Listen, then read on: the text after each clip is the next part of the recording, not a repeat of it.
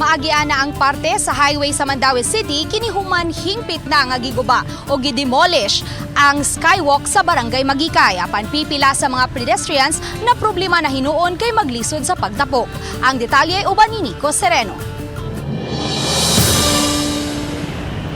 Human masirad-an sa trapiko ni atong Huwebes, naablihan na sukad kagahapon ang parte sa highway sa daan MC Briones. Gipapaspasan ang pagdemolish sa skywalk nga na-damage ang istruktura human maigo sa usa ka refrigerated van. Gipadaplin una ang ubang parte niini sama sa beam nga makitang miaksyon pagkurbada.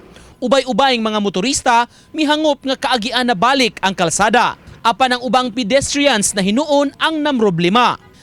Nakasabot man hinuon ang kadaghanan sa rason kung nganong gikinahanglan gyud nga i-demolish kining maong skywalk di sa Mandaue City. Apan ang uban nga mga pedestrians nang hinautsap og solusyon tungod kay maglisod na sila pagtabok sa kalsada gumikan niini. Aduna hinuoy pedestrian lane haduol sa maong lugar kaagian sa mga tao. Apan ang usa sa among nahinabi naka-question sab kay may ubang mga sakyanan nababagan man ang pedestrian lane.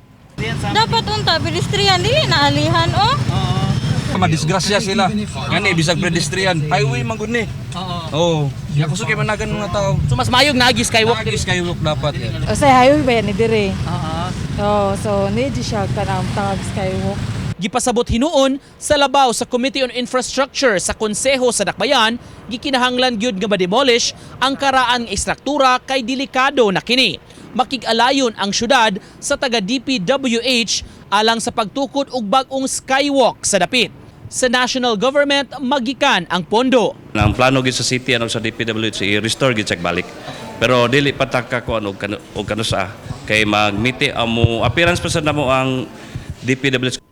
Samtang gikatakdang ipatawag sa konseho ang naka-video o nakasaksi sa pagkaigo sa usa ka van sa karaan nga skywalk nga kabahin sab sa ilang pakisusi sa insidente. Uban ni Rod Prado, Nico Sereno, Balitang Bisdak.